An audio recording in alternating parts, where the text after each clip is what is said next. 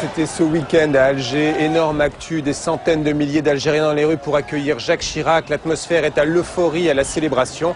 Évidemment, 90 minutes ne pouvaient pas s'empêcher d'aller voir dans la coulisse et pour vous raconter les petits secrets qu'on cherche à vous dissimuler sur les relations franco-algériennes de ces dernières années. C'est tout de suite dans 90 minutes. Do you confirm that this is a confidential document? La piste, c'est l'une des deux principales qui nous restent, c'est super important. Enregistrer la cassette. Je suis en possession d'un certain nombre de documents. Allô? J'ai pas les infos que tu me demandes. Juste s'en servir pour bluffer. Je les aurai, mais pas tout de suite, quoi. À aucun moment, les choses sont dites clairement. Ça veut dire qu'il y a une forme de complicité, parce que tu laisses commettre un assassinat, quoi. Merci de me le rappeler. Bonsoir et bienvenue dans la rédaction de 90 minutes. Bonsoir, deux sujets au sommaire ce soir. D'abord, Rafik Khalifa, c'est un jeune milliardaire algérien. Il s'achète une flotte de chasse et puis des copains vedettes de la jet set comme vous et moi allons chercher le pain. Pour qui roule Khalifa? Bienvenue sur Khalifa TV. Non, bienvenue sur Khalifa TV. Voilà. Pendant la soirée de Cannes, Emmanuel de Brandt demande au milliardaire algérien à quoi va servir sa télévision. Il m'a regardé, il m'a dit tout est diplomatique. C'est-à-dire? Qui est de retisser des liens plus serrés entre l'Algérie et la France en dépensant de l'argent pour créer des projets communs, pour faire des expositions, etc. Et faire un petit peu oublier la mauvaise image de l'Algérie. Évidemment, qu'est-ce que tu veux que je te dise? Chaque fois qu'on parle de l'Algérie, on voit des gens zigouillés, etc. C'est quand même pas... c'est pas sympa. Deuxième enquête, tous les 3 jours en France, un détenu se suicide dans les prisons. Un chiffre en augmentation, alarmant, plus 20% en moins d'un an. Et dans le même temps, les arrestations pour outrage et rébellion à agents se sont multipliées. Ces mêmes jeunes se retrouvent aujourd'hui en prison et souvent s'y accrochent, comme ils disent, c'est-à-dire se suicident. Moi, je dis qu'il s'est suicidé, mais que, en quelque sorte, on l'a suicidé. On l'a poussé à commettre ce geste. Et qu'on n'a rien fait pour quand il a crié, quand il a montré sa détresse en se taillant le bras, etc. On n'a rien fait pour l'entendre. Nous avons récupéré donc les effets qu'il portait sur lui, dont le t-shirt. Voilà, qui veut absolument tout dire.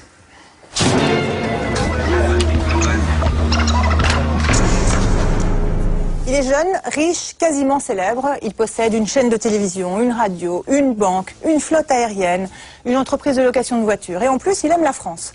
Il sponsorise l'Olympique de Marseille, le club de rugby de Bègle. Bref, c'est un empire à lui tout seul. Oui, ça fait beaucoup d'argent tout ça. Un argent qui semble ne jamais devoir s'arrêter. Une source intarissable. On se demande d'où vient tout cet argent. C'est un des mystères de l'empire Khalifa. Et en tout cas, à quoi il sert? C'est peut-être du côté de l'image de l'Algérie qu'il faut aller chercher la réponse. En tout cas, c'est là que Jean-Baptiste Rivoire et Pascal Épée l'ont trouvé. C'est vrai que l'Algérie est un pays qui subit maintenant une guerre sale, comme toutes les guerres, depuis maintenant des dizaines d'années, qui a un mauvais casier en ce qui concerne les droits de l'homme et la misère. Et Khalifa, il offre quand même une très jolie vitrine. C'est un sujet de Jean-Baptiste Rivoire et Pascal Épée.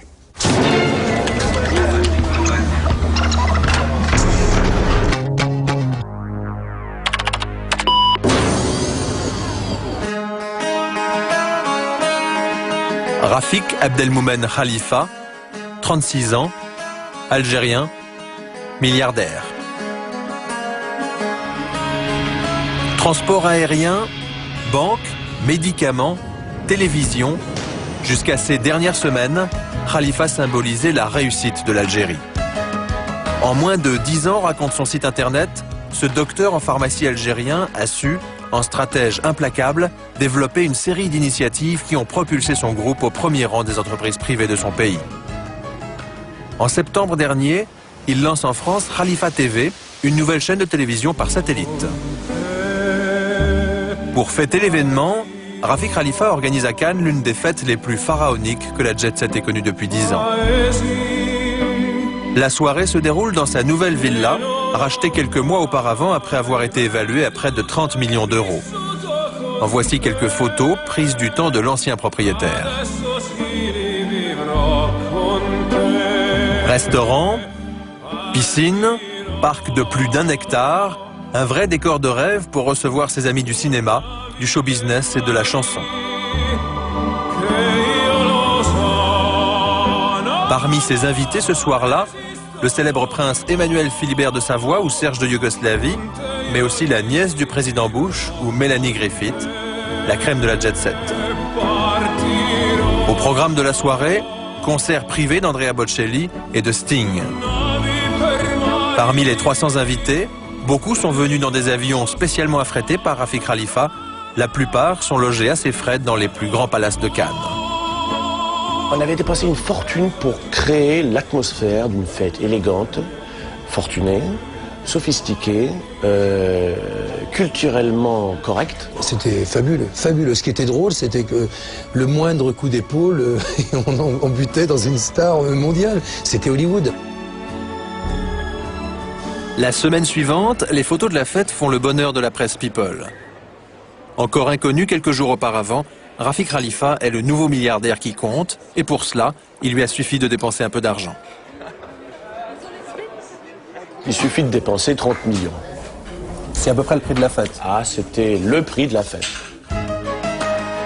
Pour organiser une soirée pareille, il a donc fallu de l'argent, mais aussi un certain savoir-faire. L'opération s'est montée en plusieurs étapes. La première, c'est de toute façon d'organiser un truc qui est au bénéfice d'une charité. Alors on trouve la marraine de la charité qui est toujours un peu médiatique. Cette fois-ci, c'est Trudie Styler. Pour Amphar, c'est Sharon Stone ou Elizabeth Taylor. C'est du lourd. Et puis, ça déjà, ça crée un drainage, voilà, un sillon. Quelques autres substars, des sous-célébrités, vont filer dans le sillage. Hein. En clair, le milliardaire promet à la marraine, Trudie Styler, de verser une grosse somme d'argent à sa fondation, et la marraine appelle ses amis les stars.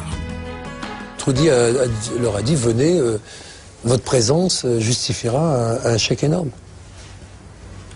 Ce qui est légitime, je trouve que c'est... Et lui, en versant ce chèque, il était sûr qu'il aurait des stars. Il était sûr d'avoir des stars, oui. Ensuite, on engage des attachés de presse qui font venir, relations publiques, qui font venir la deuxième couche. Et puis pour s'assurer quand même de la matière médiatique pour les journaux, pour les télés, pour le people, les stars, quoi. Ben, si on n'est pas sûr de les avoir, il faut les payer, rubis sur ongle. Ça oscille entre 15 et 30 000 euros pour la présence. Hein. Mais c'est marrant, il a vraiment loué une foule, quoi. Et ce soir-là, Rafik Khalifa est si fier de sa foule qu'il l'a fait défiler sur la terrasse de sa villa pour enregistrer des spots publicitaires pour sa télévision. Hello, Khalifa TV! I'm Heidi Klum and I'm very excited to be one of the first one to be on your show. Dans le casting, la nièce du président Bush, mais aussi quelques célébrités francophones. Bienvenue sur Khalifa TV. Non, bienvenue sur Khalifa TV. Voilà. Hervé Bourges, ancien président de TF1, de France Télévisions et du Conseil supérieur de l'audiovisuel. Bienvenue à Khalifa TV. Bienvenue au moment où, en 2003, s'annonce l'année de l'Algérie en France. Tiens, Khalifa TV aurait-elle un rapport avec l'année de l'Algérie en France, cette manifestation officielle destinée à améliorer l'image de l'Algérie? Pendant la soirée de Cannes, Emmanuel de Brandt demande au milliardaire algérien à quoi va servir sa télévision. Il m'a regardé, il m'a dit tout est diplomatique. Donc moi je comprends que cet homme-là est l'instrument volontaire d'une diplomatie que je comprends et que j'approuve, disons. C'est-à-dire qui est de retisser des liens plus serrés entre l'Algérie et la France. En dépensant de l'argent pour créer des projets communs, pour faire des expositions, etc. Et faire un petit peu oublier la mauvaise image de l'Algérie. Évidemment, qu'est-ce que tu veux que je te dise? Chaque fois qu'on parle de l'Algérie, on voit des gens zigouillés, etc. C'est quand même pas... c'est pas sympa. Et oui, les massacres, c'est moins sympa que la jet set. Après 10 ans de sale guerre, 200 000 morts et 7 000 disparus, les dirigeants algériens chercheraient aujourd'hui à améliorer l'image de leur pays. Explication d'un ancien ministre. Laïque et démocrate, il avait tenté de réformer son pays en 1989. Aujourd'hui, tout le monde est convaincu que le régime est plein dans la corruption et que le régime est plein dans la torture, dans la répression de la population algérienne. Donc, 10 à 12 ans après, il faut vendre une image de l'Algérie correcte. Dans le passé, personne ne contrôlait les comptes. Les entreprises publiques pouvaient payer des conférences, des acteurs, des journalistes, financer des journaux, financer des partis politiques, financer des associations. Aujourd'hui, avec l'ouverture au marché international, c'est l'entreprise privée qui va faire ce travail très important dans ce type de régime de propagande. Le groupe Khalifa a-t-il été utilisé pour la propagande du régime ? Dans un rapport récent sur la liberté de la presse en Algérie, Reporters sans frontières raconte que pour assurer un large écho à ses opérations de communication, l'homme d'affaires invite de nombreux journalistes et patrons de presse. Voyages et séjours tout frais payés, avec en prime une enveloppe de 4000 francs en contrepartie d'articles élogieux. Reprises par la presse française, ces mises en cause n'ont provoqué aucune réaction de Rafik Khalifa. Depuis 2 ans, il investit massivement en France. En juin 2001, il propose 15 millions d'euros sur 5 ans à l'Olympique de Marseille pour devenir le principal sponsor du club. Donc Marseille voyagera avec un avion décoré à ses couleurs pour chaque déplacement à l'étranger. Ami des footballeurs, Khalifa associe volontiers show business et opérations humanitaires. En février 2002, suite à de terribles inondations qui viennent de faire 1000 morts à Alger, il emmène sur place et à ses frais une 50aine de célébrités françaises. Officiellement, il s'agit d'assister à un match entre l'Olympique de Marseille et l'équipe d'Algérie, le tout en solidarité avec les victimes des inondations d'Alger. Ces images sont filmées et commentées par la télévision de l'Olympique de Marseille. But d'Ibrahima Bakayoko à la 42e minute, alors qu'on voit du beau monde dans le public. Et Gérard Depardieu qui est venu, ainsi que Catherine Deneuve, sous les yeux du président Bouteflika, qui recevra à la fin de la rencontre la délégation marseillaise, ainsi que toute la presse régionale et nationale. Attention à cette première occasion pour... Le soir du match, au lieu d'emmener Deneuve et Depardieu voir les victimes des inondations, Rafik Khalifa leur propose un dîner officiel avec le président Bouteflika. Le lendemain, nos acteurs se retrouvent à la une de la presse algérienne, un bon coup de pub pour le régime. Décryptage de l'opération par un ancien haut dirigeant algérien aujourd'hui dans l'opposition. La stratégie du régime, c'est le trompe-l'œil. C'est la gestion démoniaque des apparences. Il s'agit de montrer que l'Algérie est un pays normal où des acteurs de premier et de deuxième plan peuvent aller se promener sans risque et ainsi montrer à la fois au peuple algérien que son régime est apprécié par les grandes stars du cinéma international et montrer au peuple français que ces stars, ces acteurs, actrices peuvent aller en Algérie qui est un pays totalement fréquentable. Reste à comprendre pourquoi ces stars se sont prêtées à une telle opération de communication. Malgré plusieurs demandes, Gérard Depardieu n'a pas souhaité répondre à nos questions. Ce qu'on sait aujourd'hui, c'est qu'il s'engageait à l'époque dans un business avec Rafik Khalifa en Algérie, racheter des vignes dans l'ouest du pays. Quant à Catherine Deneuve, que faisait-elle dans cette aventure ? Contactée, l'actrice française nous rappelle à Canal+. Elle affirme qu'elle s'est rendue en Algérie gratuitement par gentillesse, qu'elle a été contrainte d'assister au dîner officiel avec le président Bouteflika alors que ça n'était pas prévu et qu'elle est contrariée que sa présence ait pu être exploitée politiquement. Rafik Khalifa, lui, est content. Ce jour-là, il a réussi son coup. Les stars, ça marche. De retour d'Alger, toujours avec Gérard Depardieu, Rafik Khalifa inaugure la nouvelle voiture de course de Paul Belmondo qu'il sponsorise. On s'est rencontrés et j'ai vu Monsieur Khalifa et il a plongé tout de suite. C'est fantastique d'avoir des gens comme ça qui sont motivés par le sport. Mais sa plus belle opération, Khalifa la monte au printemps dernier avec le film Astérix et Obélix. Le 27 avril, plusieurs stars du film décollent pour Alger dans un Airbus de Khalifa Airways. Sur place, un convoi officiel les emmène vers une luxueuse résidence gouvernementale. Vive l'Algérie! À l'intérieur, ils retrouvent Gérard Depardieu. Pendant une semaine, Astérix doit être projeté gratuitement en Algérie. Les autorités affirment que 200 000 enfants vont pouvoir en profiter. 200 000 enfants. Tu vas voir, parce qu'il a fait le ministre de la Solidarité, c'est extraordinaire. Tu vois l'homme, tu vois Boutef. S'il vous plaît. Ali Benflis, le Premier ministre algérien, accueille ses invités pour déjeuner. Ah oui, alors, c'est le Premier ministre. D'accord, c'est super.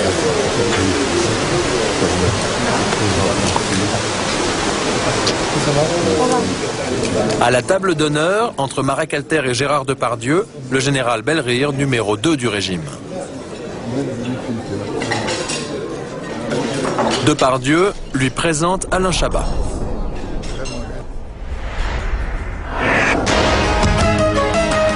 L'après-midi, nos acteurs dévoilent l'opération Astérix à la presse algérienne. Et je trouve que nous faire plaisir, en plus en ajoutant le sourire d'un enfant, j'ai pensé que c'était bien aussi pour mes amis et moi-même. C'est uniquement pour ça.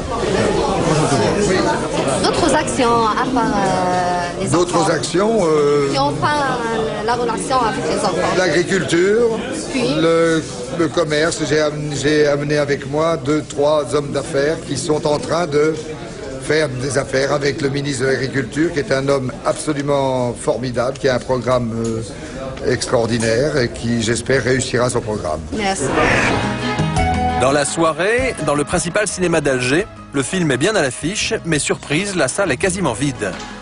Quant aux acteurs, ce soir-là, ils font la fête dans un grand hôtel d'Alger, toujours avec le général Belrire.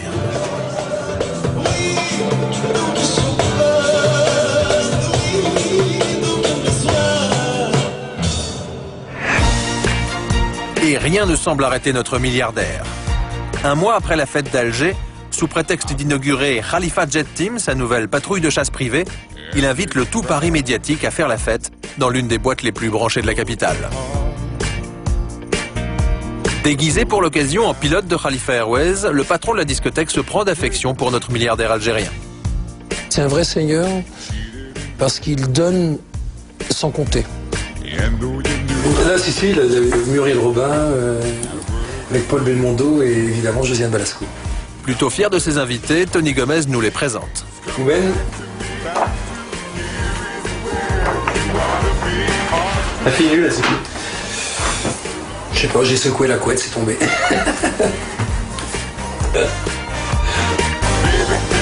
Vous les connaissez évidemment, Daisy et Karl.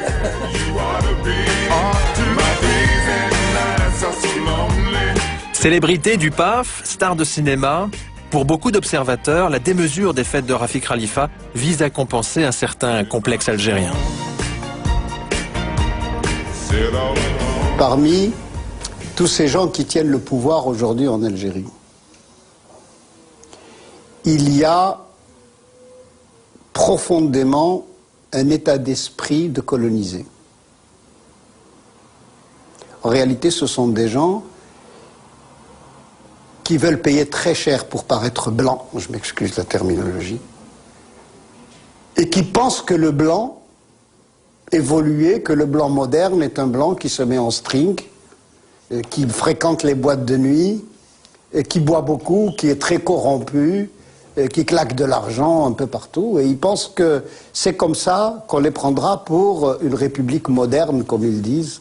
Et voilà, ils pensent qu'une république moderne a cette image. C'est pas de leur faute, c'est parce que souvent la république corrompue leur a donné cette image. C'est ça, hein. Moi, en tous les cas, quand j'étais ministre, j'ai entendu ça longtemps. Pourquoi, pourquoi ne dépensons-nous pas d'argent pour nous montrer comme des blancs? Et quand on leur expliquait que ce n'était pas ça le rapport au monde occidental, ils ne comprenaient pas.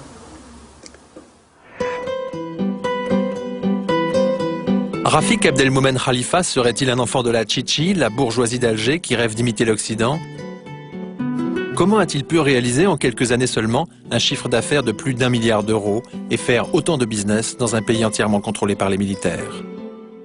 Ces questions, nous aurions voulu les lui poser, mais comme la plupart des journalistes, il a refusé de nous rencontrer.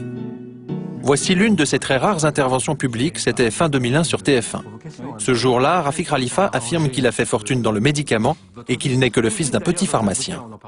Votre père, il était autre chose que pharmacien. Bien sûr. Il a été ministre du gouvernement algérien, il a même été patron d'Air Liberté, d'Air Algérie. Oui, donc ça doit aider quand même tout ça. Je crois pas, parce que je vous dis... Ça aide, hein. Ça aide pas tellement parce que j'ai pas réussi. Ça a aidé, ça donne des ouvertures. Rafik est d'autant plus embêté que son père, Laroussi Khalifa, était encore plus que cela. Avant l'indépendance, il a participé à la création de la sécurité militaire, les services secrets d'Alger. Finalement, la question que beaucoup se posent, c'est est-ce que vous êtes en fait, soutenu par le régime ou est-ce que c'est vous qui soutenez le régime? Ni l'un ni l'autre. Je suis un opérateur économique normal. Le régime fait sa politique et c'est tout. Il y a plusieurs partis. Officiellement, donc, Rafik Khalifa serait un chef d'entreprise ordinaire. Je pose ces questions parce que les rapports entre l'État et les entreprises... Mais pour cet entrepreneur français qui vit à Alger, il est impossible de faire autant d'affaires en Algérie sans être soutenu par les plus hauts dirigeants. Quand on voit l'entreprise qu'il a créée dans des secteurs aussi différents et aussi sensibles que le médicament, que le transport aérien, que la communication, ça ne peut pas se faire autrement qu'avec l'appui des militaires en place, avec l'appui de tous les gens qui ont profité de l'indépendance. Et notre entrepreneur va plus loin. Pour lui, il y a quelque chose qui cloche dans la biographie officielle de Rafik Khalifa, qui affirme que sa fortune s'est faite uniquement en important des médicaments. Dans le secteur du médicament, c'est absolument impossible de pouvoir mettre une réserve financière suffisamment importante pour pouvoir créer un groupe comme ça. C'est absolument pas possible et tous les gens de la profession pourront vous le confirmer. Cette analyse est partagée aujourd'hui par les services secrets français. Dans un rapport confidentiel publié en octobre par le Canard enchaîné, la DGSE estime que le maintien en vie et même la bonne santé apparente du groupe Khalifa ne peuvent s'expliquer que par un soutien financier extérieur ou par des activités autres que celles officiellement mentionnées. Et cet argent, la provenance indéterminée, Khalifa va s'en servir pour aider des stars du paysage audiovisuel français. Depuis 1997 sur Canal+, Carl Zéro s'est fait remarquer en diffusant dans son vrai journal plusieurs enquêtes mettant en cause la sécurité militaire algérienne dans des massacres. Qu'est-ce que vous pourriez faire en tant que ministre des Affaires étrangères si vous découvriez que la sécurité militaire algérienne a eu quelque chose à faire avec ces massacres? Nous n'avons pas été devant cette situation. Dans ce cas-là, vous faites quoi? C'est une hypothèse. C'est une pure hypothèse. Et je vous le répète, tout ça a fait l'objet d'un examen méthodique. Début 2002, Carl Zéro a des soucis financiers avec son vrai papier journal. En dépit de ses positions sur l'Algérie, Rafik Khalifa décide alors de l'aider. Il acquiert 9% du capital du titre lancé par Carl Zéro. Il en devient l'actionnaire pendant quelques mois. Et notre milliardaire algérien ne s'arrête pas là. En septembre dernier, il lance en France Khalifa TV, sa chaîne de télévision par satellite. Comme si elle avait reçu un feu vert politique des autorités françaises, la chaîne commence à émettre sans même attendre l'autorisation du CSA.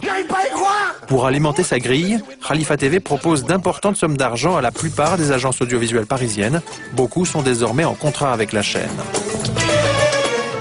Début 2002, c'est dans le club de rugby de Bègle, la ville de Noël-Mamère, que Khalifa investit. Depuis, pour les grandes occasions, il fait survoler la ville par sa patrouille de chasse privée. Mais fin septembre, invité à un match en présence de Rafik Khalifa, Noël-Mamère refuse de s'y rendre et prend publiquement ses distances à l'égard du milliardaire algérien. Il y a un monsieur qui est proche du régime algérien, que j'ai toujours condamné pour ses tortures, pour la manière dont il traite les Kabyles et ses minorités, pour cette participation active comme celle du général Nézar à des tueries. Et cet homme, qui est un très riche Algérien, est un des soutiens de ce régime. Parmi les piliers du club, Gérard Depardieu, l'associé de Rafik Khalifa.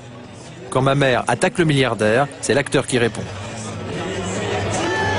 Je pense que Bègle, il leur manque 5-6 matchs ensemble pour avoir, mais ils ont une équipe très forte. C'est dommage qu'ils aient un maire aussi con, mais enfin, il y a des bons présidents. Parce que c'est un maire raciste comme ça qui parle en 2002 de choses pareilles, enfin bref.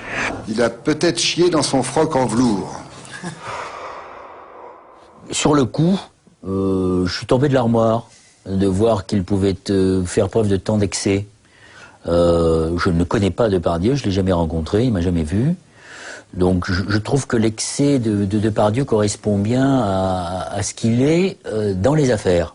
C'est quand même un garçon qui n'hésite pas à aller soutenir un nationaliste dangereux qui s'appelle M. Messiar en Slovaquie, qui n'hésite pas à serrer la main de Fidel Castro, qu'il appelle mon ami Depardieu, et à investir dans le pays de ce qui est quand même un dictateur, et qui maintenant vient s'acoquiner avec M. Khalifa et avec les généraux. Parce que le lendemain du match, c'est pas moi qui le dis, c'est le journal El Watan, Depardieu a pris un avion de Khalifa Airways, est allé à Tlemcen pour visiter les nouveaux vignobles qu'il avait achetés. Je vous rappelle que ces vignobles, il peut les acheter, mais l'État algérien a 40% des intérêts. Et le journaliste d'El Watan raconte que Depardieu a demandé à ses amis de le rejoindre sur la photo avec cette déclaration qui en dit long sur son sens de la philanthropie. Venez les gars, il y a du pognon à prendre. Si c'est ça la philosophie de Gérard Depardieu, c'est la sienne, mais c'est pas la mienne. Quelques jours après cet incident, Khalifa TV s'en prend à son tour aux députés français. Actualité, disons-le, pour aujourd'hui, puisque vous aurez remarqué que depuis pratiquement 15 jours, le plus grand escroc, et je le dis et je l'assume, de la politique en France, il a pour nom, on va le citer, Noël Mamère. Charlot notoire, je suis désolé d'employer le terme Charlot parce que Charlie Chaplin, lui, c'était un grand monsieur. Bien Noël Mamère, lui, il veut se relancer. C'est vrai qu'il veut relancer les scores minables qu'il a fait lors des élections de son parti, lors des élections présidentielles. Et voilà, ça continue comme ça pendant 5 minutes. Suite à cet éditorial diffamatoire et aux protestations du député français, le CSA envoie une mise au point à Khalifa TV. Vous savez qu'à la suite de cette démarche, d'une part, Khalifa TV a interrompu ses émissions en attendant d'obtenir le conventionnement, et d'autre part, nous a fait savoir qu'il y avait une nouvelle personne qui était chargée de la direction de l'information, que cette personne veillerait à ce que les règles d'équité, de traitement, des différents courants de pensée, de pluralisme, d'honnêteté de l'information... Malgré l'incident, le CSA autorise Khalifa TV à émettre et à diffuser de l'information depuis la France. Pour annoncer la bonne nouvelle à la population, Gérard Depardieu achète une page de pub dans Libération. Je me réjouis de la liberté redonnée à la chaîne KTV de pouvoir émettre pour le bien de tous mes amis d'Algérie. Bonsoir. Autrement dit, qui a pour habitude... En décembre, avec l'aide de journalistes et d'une présentatrice météo de France 3, KTV commence à diffuser des émissions sur l'année de l'Algérie en France et des débats de politique internationale. À la même époque, la patronne de Khalifa TV accueille une équipe de Plus Clair, l'émission Média de Canal+, pour visiter la rédaction et présenter sa ligne éditoriale.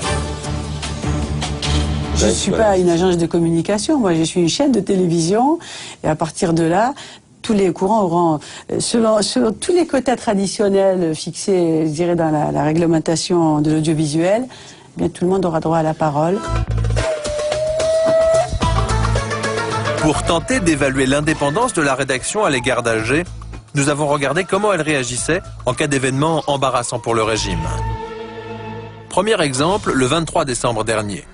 À la une du quotidien Libération, le témoignage d'un ancien officier de la sécurité militaire qui affirme que les moines de Tibérine, assassinés en Algérie en 1996, avaient été enlevés sur ordre d'Alger.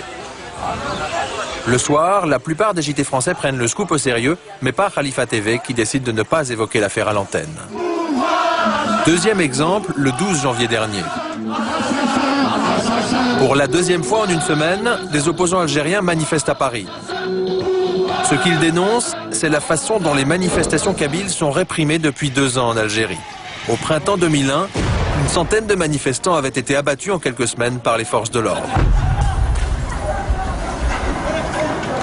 Sur ces images, tournées par un vidéaste amateur, les gendarmes s'en prennent aux manifestants kabyles avec l'aide de mystérieux civils. Parmi les manifestants abattus, beaucoup sont tués par des tirs tendus des gendarmes.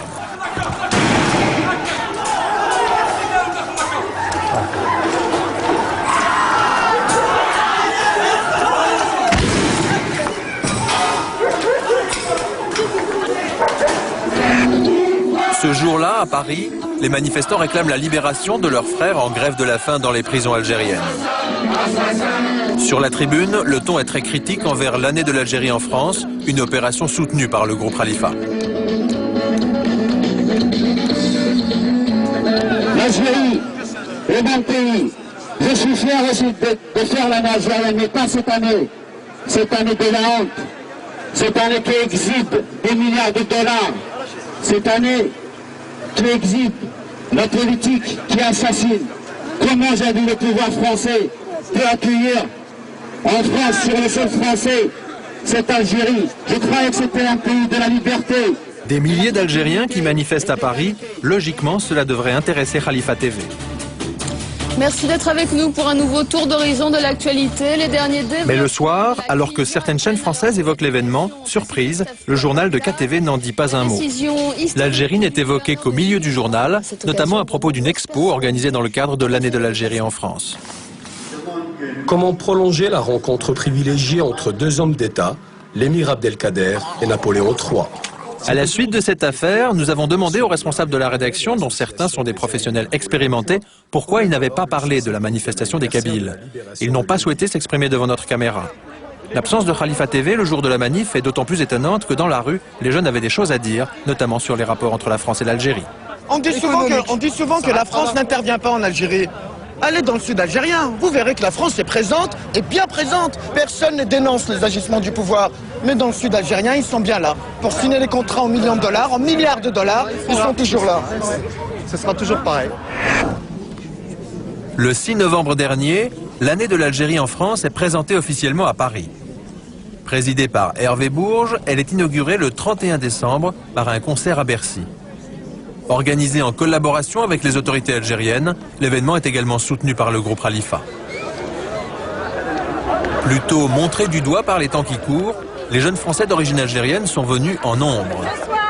Pour une fois, ils ont le droit d'être fiers de leur origine. Vive l'Algérie! On est là pour faire la fête, pas d'amalgame ou tout ce qui se passe au niveau de la politique de nos jours. C'est l'année de l'Algérie en France et on est là pour faire la fête. Puis le dernier mot, on passe un petit coucou à M. Sarkozy, il se reconnaîtra. Voilà. Devant Bercy, de jeunes opposants distribuent des tracts hostiles au régime. Dans la salle, les organisateurs tentent au contraire de récupérer les jeunes. Sans vous, il n'y a pas de joie ce soir. Sans vous, il n'y a pas de bonheur ce soir. Comme pour assurer une bonne couverture de l'année de l'Algérie en France par les médias du service public, les organisateurs en ont fait des partenaires de l'opération. Aujourd'hui, France 2, France 3, France 5, mais aussi Radio France sont associés à l'événement, tout comme le groupe Khalifa. Mais depuis quelques semaines, des ONG comme Reporters sans frontières ou des entreprises comme la Fnac commencent à se poser des questions sur cette année de l'Algérie en France qui évoque si peu les vrais problèmes des Algériens. Plus grave, depuis quelques mois, le régime s'appuie sur l'événement pour essayer de faire oublier les crimes de la sale guerre, comme par exemple les 7000 Algériens disparus après avoir été arrêtés par les forces de sécurité.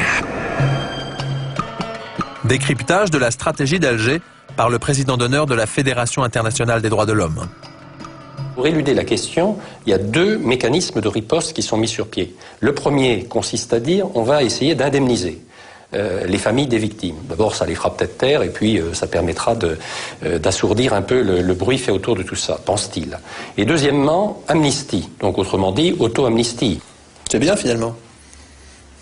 C'est bien pour eux, mais je crois qu'il y aura une morale dans tout ça, et que dans quelques mois, quelques années, ces généraux algériens, ceux qui seront encore en vie, auront à répondre de leurs actes. Ils font un mauvais calcul. Dans tous les pays, on a pu constater qu'on ne tourne pas la page de cette façon-là, qu'il y a une recherche systématique d'abord de la vérité et ensuite de la justice. Et il n'y a pas d'autres exemples, qu'on prenne les pays d'Amérique latine, qu'on prenne l'Afrique du Sud, qu'on prenne aujourd'hui le voisin marocain. Il n'y a pas d'autres exemples. On est rattrapé, on est poursuivi par son passé. Il devrait d'autant mieux le savoir que même ce qu'on appelle la guerre d'Algérie a rattrapé les Français eux-mêmes 40 ou 50 ans plus tard. Aux dernières nouvelles, la bonne étoile du milliardaire Rafik Khalifa commençait à pâlir. La semaine dernière, le directeur de sa télévision était arrêté à Alger avec une valise contenant 2 millions d'euros en liquide. Rafik Khalifa lui-même serait sur le point d'être lâché par certains dirigeants. Le milliardaire flambeur serait-il à son tour devenu gênant pour l'image de l'Algérie?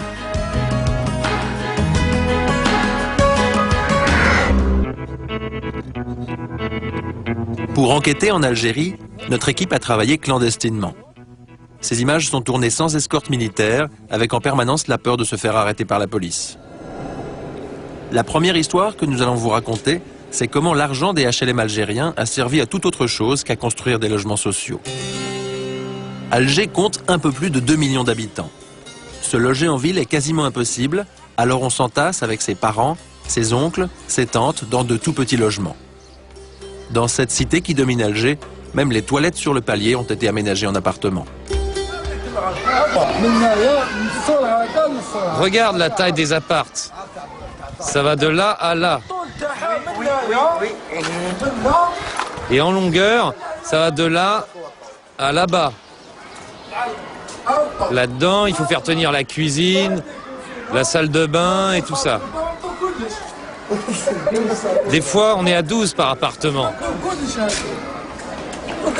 Et pour dormir, on est obligé d'attendre son tour. On est comme dans une boîte de conserve. On dort à tour de rôle. Moi, j'ai même pas de vrai appart. Je dors dans l'ancien vidéoclub de la cité et ma femme, elle est chez ses parents, plus haut. Du coup, je peux même pas prendre mes gamins avec moi.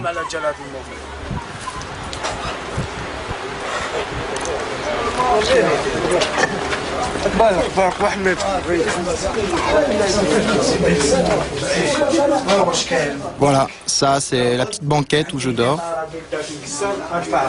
Et ça c'est ma guitare. On chante des poèmes sur la vie, sur ceux qui nous ont trahis.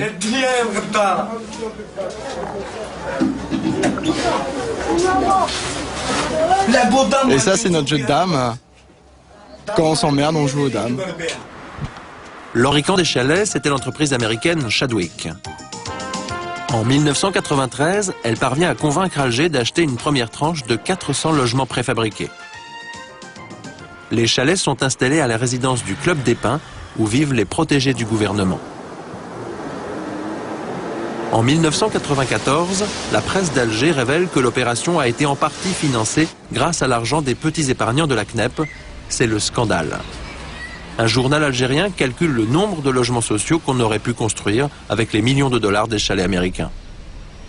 Pour la même somme à l'époque, ça aurait permis à la fois de construire 2500 logements alors que la demande est extrêmement forte des épargnants, et aussi de créer des dizaines de milliers d'emplois pendant au moins une année, quoi, le temps de construire ces 2500 logements. Et l'étude était très sérieuse, hein, elle n'a jamais été contestée. Et cette affaire des chalets est symbolique du fonctionnement plus global de l'économie algérienne. Plutôt que de fabriquer sur place les produits dont la population a besoin, les hauts responsables militaires préfèrent les importer de l'étranger, car étonnamment, cela leur rapporte plus d'argent. Sur le port d'Alger, le tiers des marchandises arrivent de France. Pour les faire entrer en Algérie, il a souvent fallu payer des commissions à des intermédiaires. Un patron français nous explique comment ça se passe. Concrètement, on va vous dire, voilà, vous êtes présélectionné, vous avez de bonnes chances d'y réussir. Maintenant, il vous faut un petit coup de main supplémentaire, parce que vous comprenez, vous n'êtes pas le seul, il y en a un autre. Il faudrait qu'on se voit, qu'on en discute, donc on en discute. Et puis la finalité, ça veut dire combien? Bon, en général, c'est, je dirais, une dizaine de pourcents. C'est une dizaine de pourcents. 10% du montant des importations, 1,5 milliard d'euros par an, partirait donc chaque année dans la poche des hauts dirigeants du régime. L'argent leur est versé directement sur des comptes à l'étranger et en devises, s'il vous plaît. Analyse d'un banquier américain, spécialiste de l'Algérie. L'intérêt de ce système, c'est que cela vous permet de faire sortir votre argent d'Algérie. Si vous fabriquez des produits sur place, vous pouvez prélever des commissions, mais l'argent vous sera versé en dinars et cela n'intéresse personne. Ce qu'ils veulent, ce sont des euros. Un système pervers qui handicape les entrepreneurs algériens, mais aussi la population, car les produits importés sont plus chers. Allô ?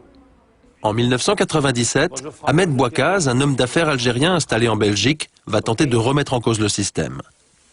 Il envoie en Algérie du lait moins cher que Nestlé, Candia ou Régilet, les fabricants européens qui dominent le marché avec la bénédiction des autorités. Une étrange campagne de presse est alors lancée contre notre homme d'affaires, notamment par le journal du général Betchin, un puissant dirigeant impliqué dans les affaires. La rumeur affirme que le lait de Ahmed Bouakaz n'est pas conforme, tout est fait pour jeter la suspicion sur sa marchandise.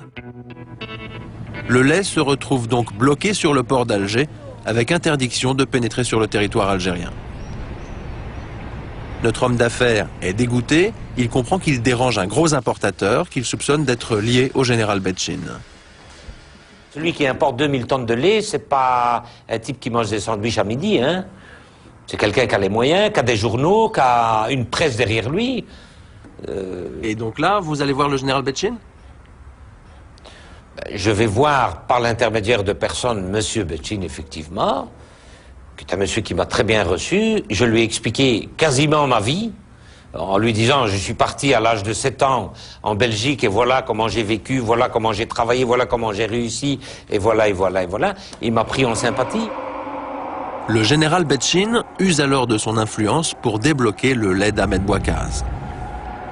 L'homme d'affaires pense que tout est réglé, mais quelques semaines plus tard, les intermédiaires du général le recontactent à Bruxelles. C'est après que mon lait soit débloqué que ces gens, j'appellerais ce groupuscule de gens, est venu me dire que M. Betchin avait des problèmes financiers, que si on pouvait l'aider, on commence par 5-6 milliards et puis on vous dit mais il faudrait vite débloquer 1 milliard et on vient vous voir à Bruxelles, on vient négocier avec vous, on vient vous dire maintenant vous êtes assuré, vous avez vu avec quelle force on a pu faire sortir votre lait.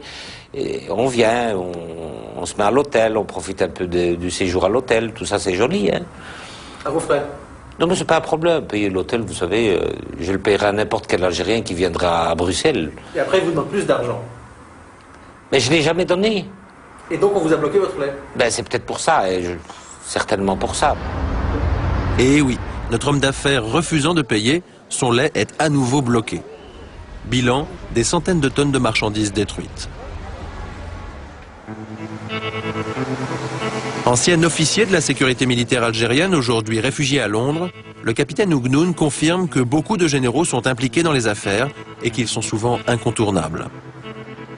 Il est impossible de prendre un marché si on ne paye pas un général ou si en quelque sorte on n'achète pas la protection d'un général. Parce que impliquer un général au sein d'une affaire, c'est formellement assurer la réussite de cette affaire. Une économie largement basée sur l'importation, un pays où 40% de la population vit avec moins de 2 € par jour. Dans cette cité des hauteurs d'Alger, les jeunes ont perdu depuis longtemps l'espoir que les choses changent en Algérie. La plupart des gamins, ils connaissent tous les bateaux. Leur rêve, c'est de s'enfuir d'Afrique, de partir.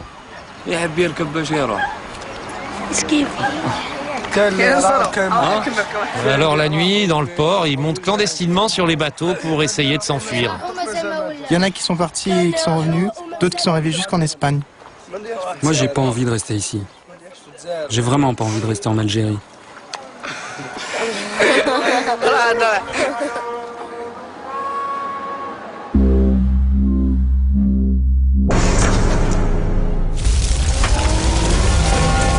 La Lorraine se souviendra longtemps de l'échec d'Ewood. Il y a 13 ans, 3 usines devaient permettre la reconversion de centaines de personnes dans cette région sinistrée par la crise de la sidérurgie. Mais Daewoo Électronique a fait faillite et les 3 usines viennent de fermer, notamment celle de Mont-Saint-Martin où 550 salariés fabriquaient des tubes pour téléviseurs. Cet hiver, pendant plusieurs semaines de lutte radicale, les salariés ont occupé leur usine. Le garant de la boîte, là, voilà. D'accord? Si la garantie elle part, vous n'avez aucune garantie. La garantie des grévistes, c'est cet homme, le directeur coréen de l'usine. Il sera libéré au bout de 36 heures. Les salariés réclament des indemnités et de meilleures mesures de reclassement. Ces salariés lorrains sont victimes de la croissance boulimique du groupe sud-coréen. Criblés de dettes, toutes les usines Daewoo Électronique dans le monde vont fermer. Comptes truqués, détournements, corruption, le scandale Daewoo est comparable à 4 fois celui d'Enron. Les grévistes sont d'autant plus exaspérés que la France a largement subventionné l'implantation de Daewoo en Lorraine. Ça a coûté 1 million de francs par emploi. Ça veut dire, on t'aurait donné le 1 million de francs là, tu restais chez toi, c'était pareil. Daewoo a reçu de très nombreux avantages et privilèges de la France. Inventaire.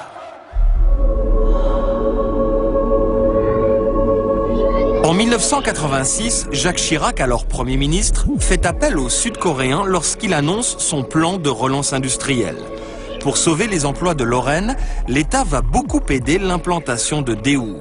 Entre 1989 et 1998, le groupe va bénéficier sous les gouvernements de droite comme de gauche de 46 millions d'euros d'aides publiques françaises et européennes.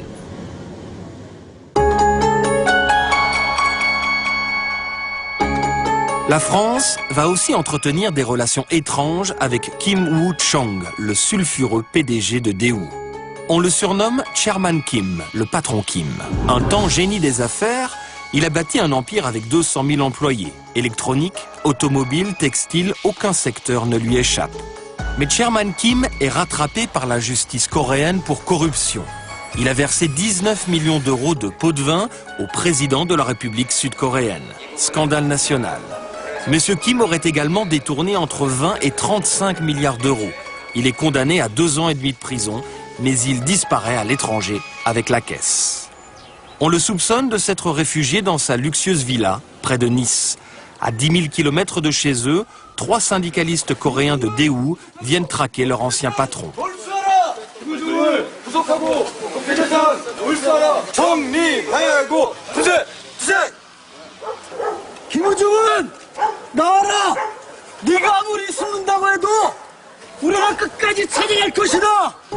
Mais Chairman Kim n'est pas là. Aujourd'hui, 2 ans plus tard, il est toujours en cavale, recherché par Interpol avec un passeport français. Car on apprendra que M. Kim avait ses entrées à Paris. Parmi tous les privilèges accordés par la France, il a obtenu la nationalité française en 1987. Alain Juppé l'avait même fait commandeur de la Légion d'honneur avant d'envisager un moment de lui brader Thomson Multimédia pour un franc symbolique. À l'époque, l'affaire avait fait scandale. L'idée sera finalement abandonnée. Aujourd'hui, les représentants des employés de Daewoo Saint-Martin viennent de déposer plainte. Dans les ordinateurs de l'usine, ils ont découvert que Daewoo aurait ouvert au nom d'une 50aine de salariés, mais à leur insu, des comptes bancaires à l'étranger. Ils portent plainte pour abus de biens social et banqueroute. Voilà, alors on peut dire tout de même qu'en 1986, si le gouvernement de Jacques Chirac avantage autant Daewoo, c'est probablement pour créer des emplois et ça se justifie certainement de subventionner des emplois, c'est bon pour le tissu industriel français, même si ça n'a pas marché. Ouais, en tout cas, ça se tentait. En 1986, ce qui est plus étrange, c'est quand Jacques Chirac se rend en Algérie et tente de convaincre les dirigeants algériens de laisser l'entreprise sud-coréenne, Daewoo, s'installer sur le territoire algérien. Alors l'homme qui va nous raconter cette anecdote parce qu'il était dans la coulisse au tout premier plan, c'était l'homologue de Jacques Chirac, l'ancien Premier ministre algérien, Abdelhamid Brahimi. Absolument. Donc c'est des déclarations qui viennent d'une source très très proche du dossier et c'est un sujet de Jean-Baptiste Rivoire. 1986. Une période dorée pour le groupe Daewoo qui cherche à l'époque à s'implanter dans le monde entier. Avec son pétrole et son gaz, l'Algérie apparaît aux Coréens comme un nouveau marché à conquérir. Pour y parvenir, ils auraient demandé son aide à Jacques Chirac, alors Premier ministre français, et déjà sollicité pour l'implantation de Daewoo en France. Jacques Chirac était à Alger aujourd'hui. En septembre 1986, Jacques Chirac se rend en visite officielle à Alger. Comme le veut le protocole, il est accueilli sur place par le Premier ministre algérien, Abdelhamid Brahimi, que l'on aperçoit ici à gauche de l'image. Réfugié à Londres depuis quelques années, Brahimi dénonce aujourd'hui la corruption du régime. Professeur d'économie, il entretient des contacts avec tous les partis algériens, du FLN au Front islamique du salut. C'est notre témoin principal. Retour à 1986.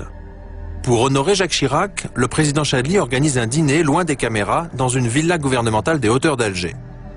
L'ambiance est détendue, Abdelhamid Brahimi est assis à côté de son homologue français Jacques Chirac. Et bon, au cours du dîner officiel offert par le président Chadli, à sa droite était donc Jacques Chirac et moi j'étais à la droite de Jacques Chirac. Et donc ils discutaient, etc. Et puis Jacques Chirac pensait que c'était la même mafia, hein. Moi j'ai jamais été. Il me dit, essayez de m'aider pour la campagne électorale. Et pour cela, donner un marché à Daewoo et nous sommes en contact avec eux. C'est une entreprise sud-africaine pour cela, etc. Bon. D'après l'ancien Premier ministre algérien, Jacques Chirac aurait donc joué les VRP pour Daewoo en échange d'un financement du RPR. Nous transmettons ce témoignage à l'Élysée, mais malgré plusieurs relances téléphoniques, personne ne nous recontactera. Nous prenons alors rendez-vous avec Robert Gallet, à l'époque trésorier du RPR. Voici sa réaction aux affirmations de l'ancien Premier ministre algérien. Ça ne tient pas debout. Ce que vous me racontez ne tient pas debout. Vous n'avez pas vu passer d'argent de Déhou dans les caisses du RPR? Je suis même honteux que vous me posiez la question. L'ancien Premier ministre algérien aurait-il inventé toute cette histoire? Depuis 10 ans, la France refuse de lui accorder un visa, un blocage qui aurait été décidé sur pression d'Alger. Cherche-t-il à régler des comptes? Non, je l'ai entendu de la bouche de M. Chirac, hein, j'ai pas inventé. Hein. Moi, je n'ai rien contre M. Chirac. Je n'ai rien contre lui. Absolument rien. Absolument rien. En 1996, une publication spécialisée affirme elle aussi que Jacques Chirac est à l'origine du développement de Déhou en Algérie. Le rôle d'une banque marseillaise est également évoqué. Nous rencontrons l'un de ses anciens dirigeants. Proche du RPR, il était en 1986 le trésorier de l'association des amis de Jacques Chirac. Je ne suis pas certain que Déhou ait financé le RPR, je vous laisse la responsabilité de ce que vous dites. Bon, je sais simplement que Déhou est venu s'installer en France vers ces années-là et que Déhou a obtenu, comme n'importe quel étranger venant en France, des subventions régionales ou même nationales, puisque les investissements se faisaient dans une région en difficulté qui était la Lorraine. Après ça, alors, s'il y a des commissions qui sont versées à des partis politiques, ça me paraît pas tolérable. Dans cette affaire, nous avons cherché à contacter Kim Woo-chong, l'homme qui dirigeait Déhou en 1986. Mais il est toujours en fuite après sa condamnation pour corruption en Corée du Sud. Ce qui est sûr, c'est qu'après la visite officielle de Jacques Chirac en 1986, le numéro 2 du régime algérien va s'activer en coulisses pour favoriser l'arrivée de Déhou. Il s'agit du général Belrire, un proche des hauts dirigeants du RPR. Témoignage d'un de ses anciens collègues du gouvernement aujourd'hui installé en France. Kher dit Déhou est une société importante et ce serait très intéressant de lui faciliter la tâche. Les autorités organisent notamment des forums rassemblant la crème des hauts fonctionnaires algériens et des représentants de Déhou. Cet ancien patron de banque publique algérienne a participé à ces drôles de réunions destinées à préparer l'arrivée de Déhou en Algérie. Toutes les entreprises publiques sont invitées à déléguer des représentants. J'assiste moi-même à une de ces forums qui était plus une manifestation vide de sens, une sorte de bulle de savon de marketing qu'autre chose. Dans l'entourage de notre banquier, tout le monde affirme que ce sont les Français qui ont insisté pour que Déhou puisse s'installer en Algérie. À l'époque, on nous dit c'est Chirac qui a demandé à Belkheir, même pas Chedli d'ailleurs, de prendre en considération Déhou dans l'investissement en Algérie. Après 1986, les affaires de Déhou deviennent rapidement florissantes. L'entreprise est même confiée au fils du patron de la sécurité militaire, l'un des généraux les plus influents du pays. Depuis, Déhou est l'une des marques automobiles les plus vendues en Algérie.